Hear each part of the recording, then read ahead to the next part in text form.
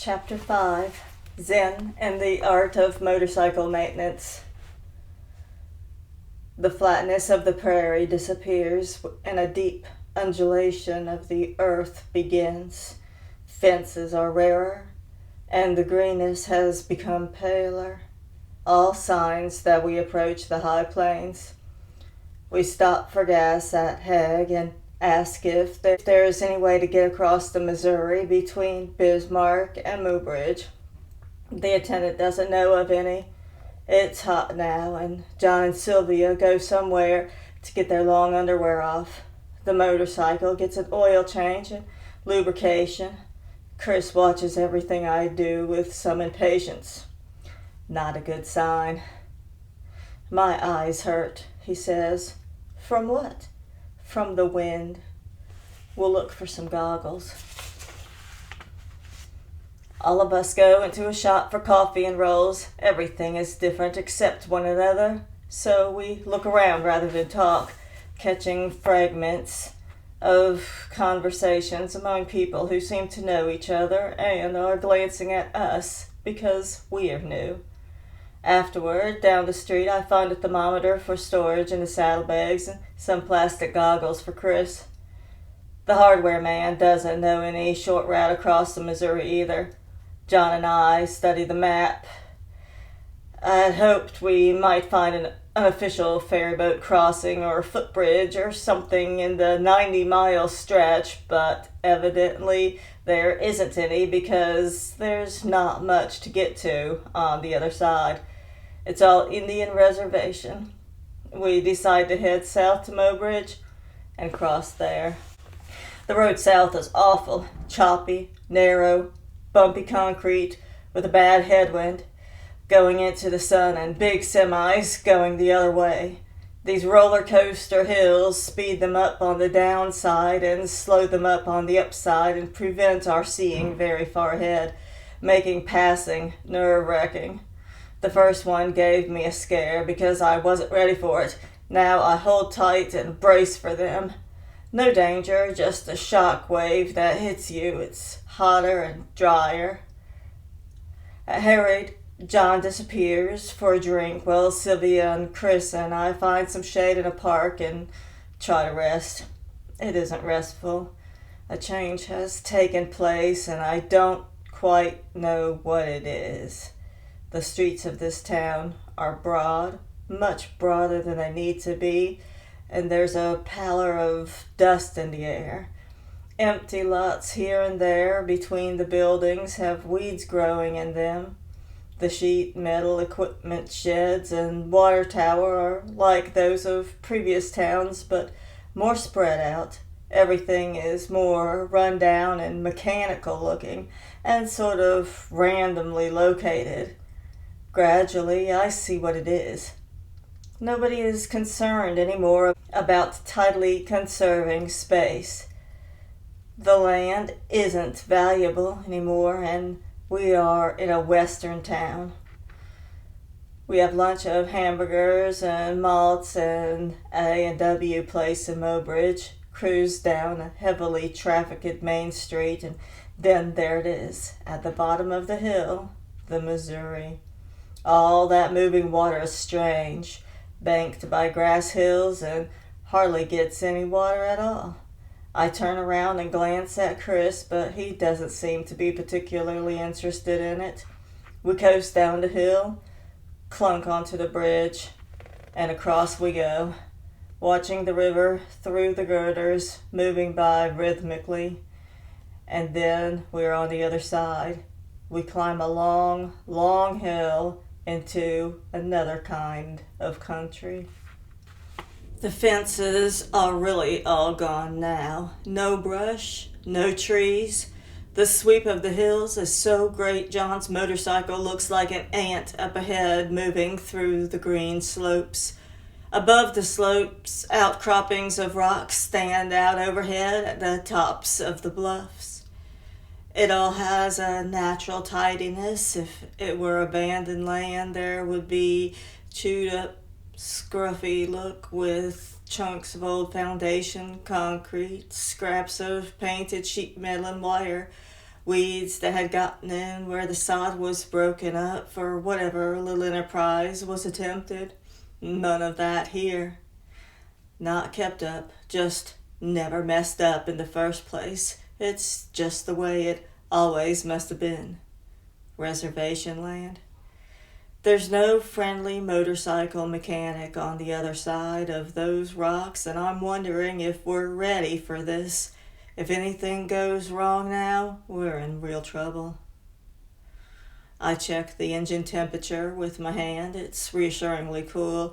I put the clutch in and let it coast for a second in order to hear it idling. Something sounds funny, and I do it again. It takes a while to figure out that it's not the engine at all. There's an echo from the bluff ahead that lingers after the throttle is closed. Funny, I do this 2 or 3 times. Chris wonders what's wrong, and I have him listen to the echo. No comment from him. This old engine has a nickel and dime sound to it, as if there were a lot of loose change flying around inside. Sounds awful, but it's just normal valve clatter. Once you get used to that sound and learn to expect it, you automatically hear any difference. If you don't hear any, that's good. I tried to get John interested in the sound once, but it was hopeless. All he heard was noise, and all he saw was the machine and me with greasy tools in my hands. Nothing else. That didn't work. He didn't really see what was going on and was not interested enough to find out. He isn't so interested in what things mean as in what they are. That's quite important that he sees things this way. It took me a long time to see this difference, and it's important for the Chautauqua that I make this difference clear. I was so baffled by his refusal even to think about any mechanical subject. I kept searching for ways to clue him to the whole thing, but didn't know where to start. I thought I would wait until something went wrong with his machine, and then I would help him fix it, and that way get him into it. But I goofed that one myself because I didn't understand this difference in the way he looked at things. His handlebars had started slipping. Not badly, he said, just a little when you shoved hard on them. I warned him not to use his adjustable wrench on the tightening nuts. It was likely to damage the chrome and start small rust spots. He agreed to use my metric sockets and box ends. When he brought his motorcycle over, I got my wrenches out and then noticed that no amount of tightening would stop the slippage because the ends of the collars were pinched shut. "You're going to have to shim that out," I said. "What's shim?" "It's a thin, flat sheet of metal. You just slip it in around the handlebar under the collar there, and it'll keep open the collar to where you can tighten it again. You use shims like that to make adjustments in all kinds of machines." "Oh," he said. He was getting interested. "Good. Where do you buy them?" "I've got some right here," I said gleefully, holding up a can of beer in my hand. He didn't understand for a moment. Then he says, "What, the can?" "Sure," I said. "Best shim stock in the world." I thought this was pretty clever myself, save him a trip to God knows where and to get him shim stock, save him time, save him money. But to my surprise, he didn't see the cleverness of this at all. In fact, he got noticeably haughty about the whole thing. Pretty soon he was dodging and filling with all kinds of excuses, and before I realized what his real attitude was, he had decided not to fix the handlebars after all. As far as I know, those handlebars are still loose, and I believe now that he was actually offended at the time. I had had the nerve to propose to repair of his new $1,800 BMW, the pride of the half-century of German mechanical finesse, with a piece of an old beer can. Since then, we have had very few conversations about motorcycle maintenance. None, now that I think of it. You push it any further and suddenly you're angry without knowing why. I should say, to explain this, that beer can aluminum is soft and sticky as metals go, perfect for the application. Aluminum doesn't oxidize in wet weather, or more precisely, it always has a thin layer of oxide that prevents any further oxidization. Also perfect. In other words, any true German mechanic with a half-century of mechanical finesse behind him would have concluded that this particular solution to this particular technical problem was perfect. For a while, I thought what I should have done was sneak over to the workbench, cut a shim from the beer can, remove the printing, and then come back and tell him he were in luck. It were the last one I had, specially imported from Germany. That would have done it. A special shim from the private stock of Baron Alfred Krupp, who had to sell it at a great sacrifice. Then he would have gone gaga over it. That Krupp's private shim fantasy gratified me for a while, but then it wore off and I saw it was just being vindictive. And in its place grew that old feeling I talked about before, a feeling that there's something bigger involved than is apparent on the surface. You follow these little discrepancies long enough and they sometimes open up into huge revelations. There was just a feeling on my part that this was something a little bigger than I wanted to take on without thinking about it, and I turned instead to my usual habit of trying to extract causes and effects to see what was involved that could possibly lead to such an impasse between John's view of that lovely shim and my own. This comes up all the time in mechanical work, a hang-up. You just sit and stare and think and search randomly for new information and go away and come back again, and after a while the unseen factors start to emerge. What emerged in vague form at first and then in sharper outline was the explanation that I had been seeing that shim in a kind of intellectual, rational, cerebral way, in which the scientific properties of the metal were all that counted. John was going at it immediately and intuitively grooving on it. I was going at it in terms of underlying form. He was going at it in terms of immediate appearance. I was seeing what the shim meant. He was seeing what the shim was. That's how I arrived at that distinction. And when you see what that shim is, in this case, it's depressing. Who likes to think of a beautiful precision machine fixed with an old hunk of junk? I guess I forgot to mention John is a musician.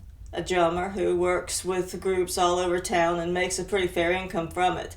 I suppose he's just thinking about everything the way he thinks about drumming, which is to say he doesn't really think about it at all. He just does it. It is with it. He just responded to fixing his motorcycle with a beer can the way he would respond to someone dragging the beat while he was playing. It just did a big thud with him, and that was it. He didn't want any part of it. At first, this difference seemed fairly minor, but then it grew and grew and grew until I began to see why I missed it. Some things you miss because they're so tiny you overlook them, but some things you don't see because they're so huge. We were both looking at the same thing, seeing the same thing, talking about the same thing, thinking about the same thing, except he was looking, seeing, talking, and thinking from a completely different dimension. He really does care about technology. It's just that in this other dimension, he gets all screwed up and is rebuffed by it. It just won't swing for him. He tries to swing it without any rational prelimination and botches it and botches it and botches it. And so, after so many botches, gives up and just kind of puts a blanket curse on that whole nuts and bolts scene. He will not or cannot believe there is anything in this world for which grooving is not the way to go. That's the dimension he's in, the groovy dimension. I'm being awfully square talking about this mechanical stuff all the time. It's all just parts and relationships and analysis and synthesis and figuring things out, and it isn't really here. It's somewhere else, which thinks isn't here, but is a million miles away. This is what it's all about. He's on this dimension difference, which underlay many of the cultural changes of the 60s, I think, and is still in the process of reshaping our whole national outlook on things. The generation gap has been a result of it. The names beat and hip grew out of it. Now it's become apparent that the dimension isn't a fad that's going to go away next year or the year after.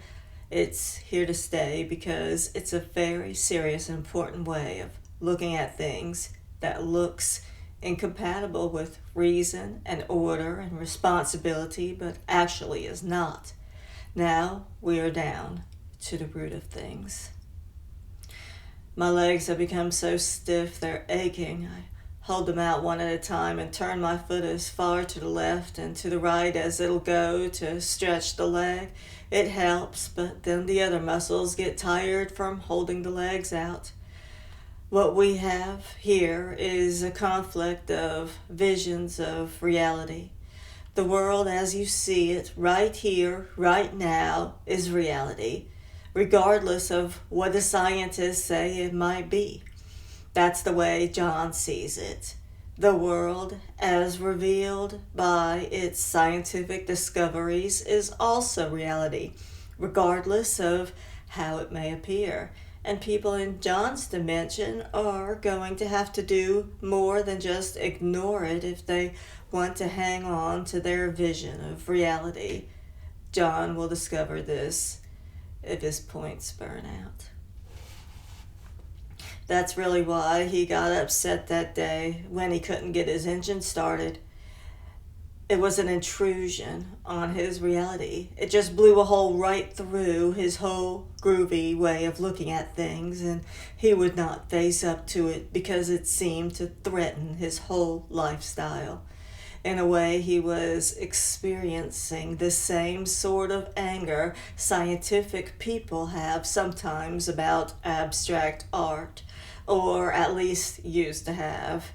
That didn't fit their lifestyle either. What you've got here, really, are two realities. One of immediate artistic appearance, and one of underlying scientific explanation.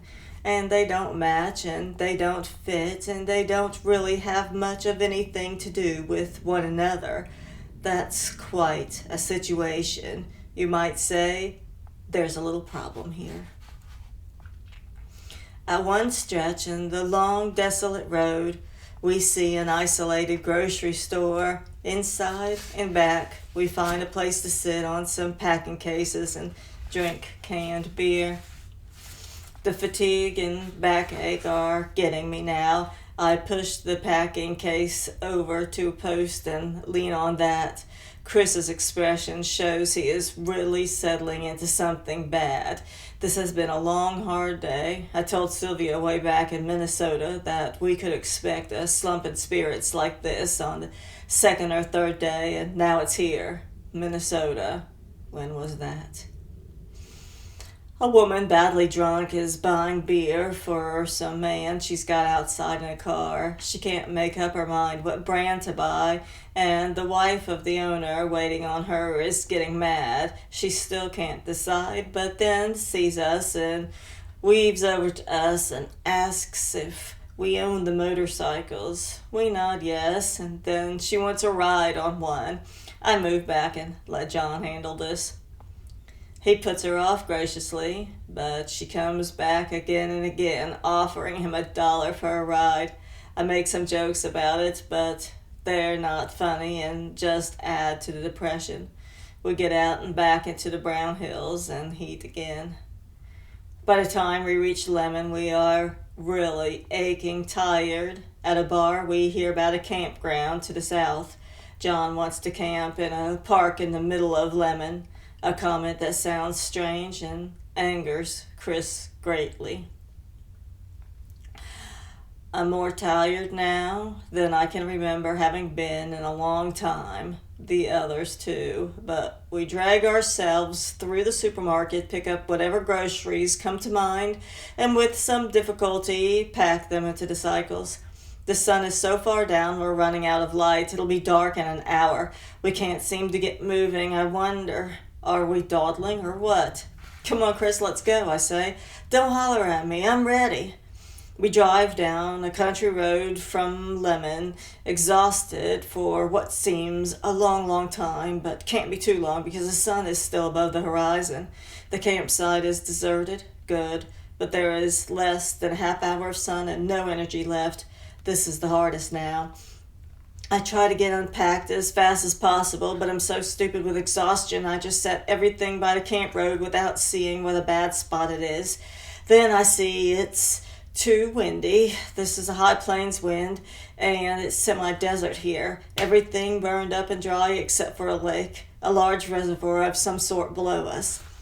The wind blows from the horizon across the lake and hits us with sharp gusts. It's already chilly. There are some scrubby pines back from the road about 20 yards, and I ask Chris to move his stuff down there. He doesn't do it. He wanders off down the reservoir. I carry the gear over myself. I see between trips that Sylvia is making a real effort at setting things up for cooking, but she's as tired as I am. The sun goes down. John has gathered wood, but it's too big, and the wind is so gusty it's hard to start. It needs to be splintered into kindling. I go back over to the scrub pines, hunt around through the twilight for the machete, but it's already so dark in the pines I can't find it. I need the flashlight. I look for it, but it's too dark to find that either. I go back and start up the cycle and ride it back over to shine the headlight on the stuff so that I can find the flashlight. I look through all the stuff, item by item, to find the flashlight. It takes so long that I realize I don't need the flashlight, I need the machete, which is in plain sight. By the time I get back to John, he has the fire going. I use the machete to hack up some of the larger pieces of wood. Chris reappears. He's got the flashlight.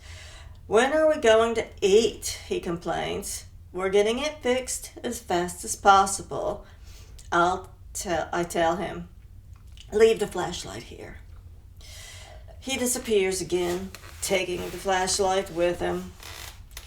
The wind blows the fire so hard it doesn't reach up to cook the steaks. We try to fix up the shelter from the wind using large stones from the road, but it's too dark to see what we're doing. We bring both cycles over and catch the scene of a crossbeam of the headlights. Peculiar light, bits of ash blowing up from the fire suddenly grow bright white, and it then disappear in the wind. Bang! There's a loud explosion behind us. Then I hear Chris giggling. Sylvia is upset. I found some fireworks, Chris says. I catch my anger in time to say to him coldly, it's time to eat now. I need some matches, he says. Sit down and eat. Give me some matches first.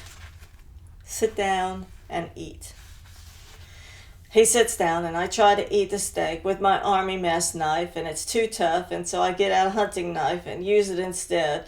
The lights from the motorcycle headlight it full upon me so that the knife, when it goes down into the mess gear, is in full shadow and I can't see where it's going.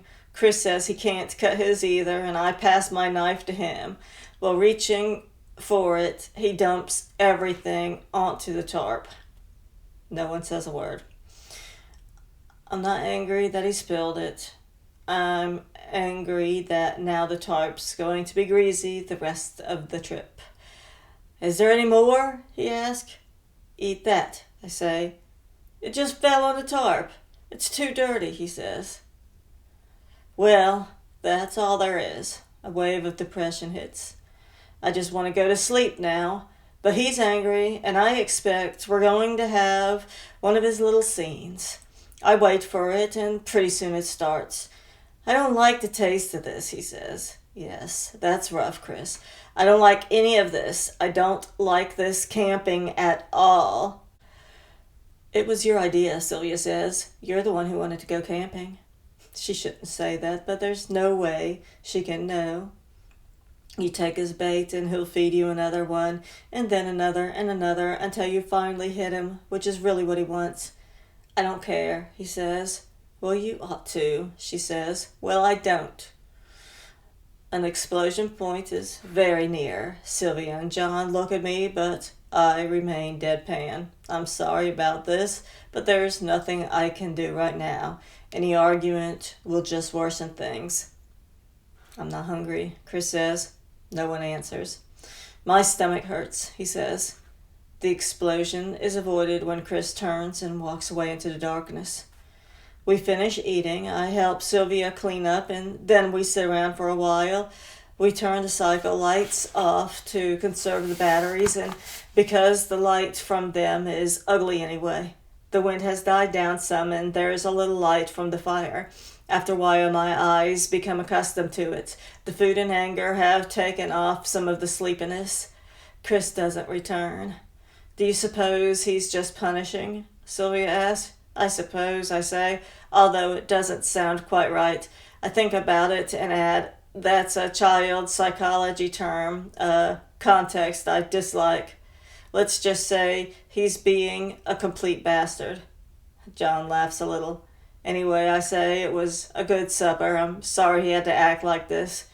Oh, that's all right, John says. I'm just sorry he won't get anything to eat. It won't hurt him. You don't suppose he'll get lost out there? No, he'll holler if he is.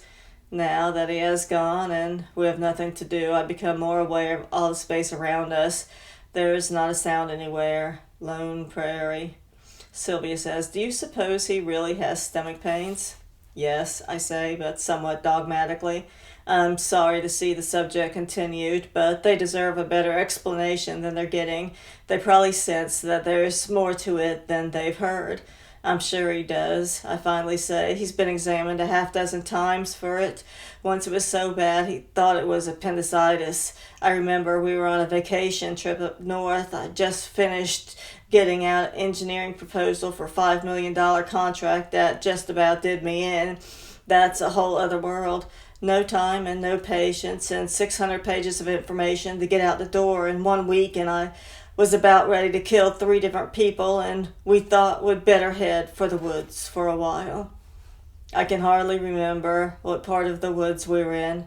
Head just spinning with engineering data, and anyway, Chris was just screaming. I couldn't touch him until I finally saw I was going to have to pick him up fast and get him to the hospital. And where was that? I'll never remember.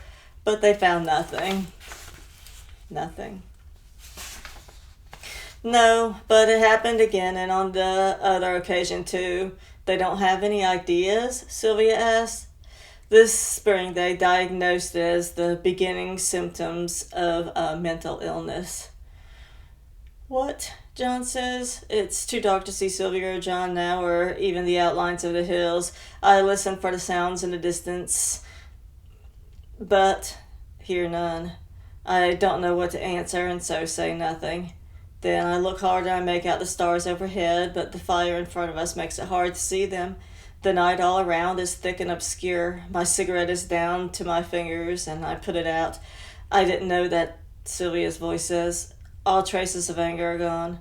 We wondered why you brought him instead of your wife, she says. I'm glad you told us. John shoves some of the unburned ends of wood into the fire. Sylvia says, what do you suppose the cause is? John's voice rasps as if to cut it off, but I answer, I don't know. Causes and effects don't seem to fit. Causes and effects are a result of thought. I would think mental illness comes before thought. This doesn't make sense to them, I'm sure. It doesn't make much sense to me, and I'm too tired to try to think it out and give it up. What did a psychiatrist think? John asked. Nothing. I stopped it. Stopped it? Yes. Is that good? I don't know. There's no rational reason I can think of for saying it's not good, just a mental block of my own. I think about it and all the good reason for it, and make plans for an appointment, and even look for the phone number, and then the block hits, and it's just like a door slammed shut. That doesn't sound right. No, no one else thinks so either. I suppose I can't hold out forever. But why? Sylvia asked. I don't know why, it's just that I don't know. They're not kin. Surprising word. I think to myself, never used it before. Not of kin. Sounds like hillbilly talk. Not of a kind. Same root. Kindness, too. They can have real kindness toward him. They're not his kin. That's exactly the feeling. Old word, so ancient it's almost drowned out. What a change through the centuries. Now anybody can be kind, and everybody's supposed to be, except that that's long ago. It was something you were born into and couldn't help. Now it's just a faked up attitude half the time, like teachers the first day of class, but what do they really know about kindness? Who are not kin? It goes over and over again through my thoughts. Strange feeling. What are you thinking about? Sylvia asked. An old poem by a ghost. It must be 200 years old. I had to learn it a long time ago. I don't know why. I should remember it now, except the strange feeling comes back. How does it go? Sylvia asked. I try to recall. A man is riding along a beach at night through the wind. It's a father with a son whom he holds fast in his arms.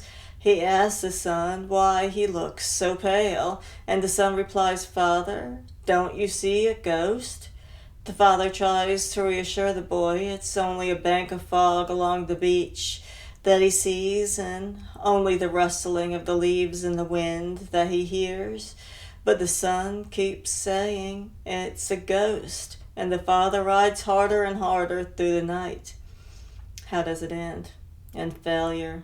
Death of the child. The ghost wins. The wind blows light up from the coals, and I see Sylvia look at me startled.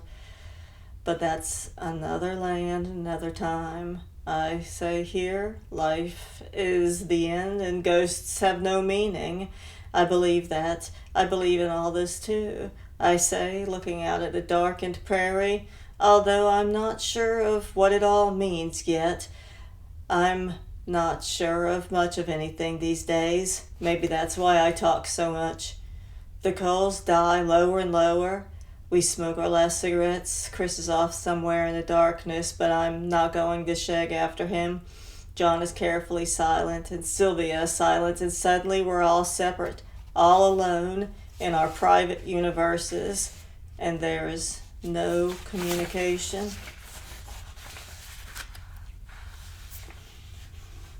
Among us, we douse the fire and go back to sleeping bags in the pines. I discover that this one tiny refuge of scrub pines where I've put the sleeping bag is also the refuge from the wind of millions of mosquitoes up from the reservoir. The mosquito repellent doesn't stop them at all. I crawl deep into the sleeping bag and make one little hole for breathing. I'm almost asleep when Chris finally shows up. There's a great big sand pile over there, he says, crunching around on the pine needles. Yes, I say, get to sleep. You should see it. Will you come and see it with me tomorrow? We won't have time. Can I play over there tomorrow morning? Yes. He makes intermittent noises, getting undressed and into a sleeping bag. He's in it, then rolls around, and then he's silent, and then rolls some more, and then he says, Dad. What? What was it like when you were a kid? Go to sleep, Chris. There are limits to what you can listen to. Later I hear a sharp inhaling of phlegm that tells me he's been crying, and though I'm exhausted, I don't sleep. A few words of consolation might have helped there. He was trying to be friendly, but the words weren't forthcoming for some reason. Consoling words are more for strangers, for hospitals, not kin. Little emotional band-aids like that aren't what we need, or what's sought. I don't know what he needs, or what's sought. A gibbon's moon comes out from the horizon beyond the pines, and by its slow, patient arc across the sky, I measure hour after hour of sleeplessness. Too much fatigue.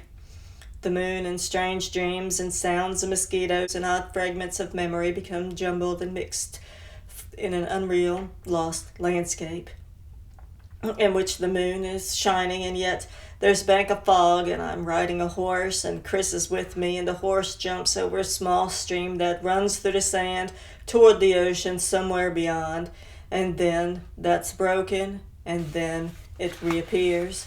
And in the fog there appears an intimation of a figure. It disappears when I look at it directly, but then it reappears in the corner of my vision. When I turn my glance, I am about to say something, to call to it, to recognize it, but then I do not, knowing that to recognize it by any gesture or action is to give it a reality which it must not have. It is a figure I recognize, even though I do not let on. It is Phaedrus, evil spirit, insane from a world without life or death. The figure fades, and I hold panic down, tight, not rushing in, not letting it sink in, not believing it, not disbelieving it, but the hair crawls slowly on the back of my skull. He's calling, Chris. Is that it? Yes?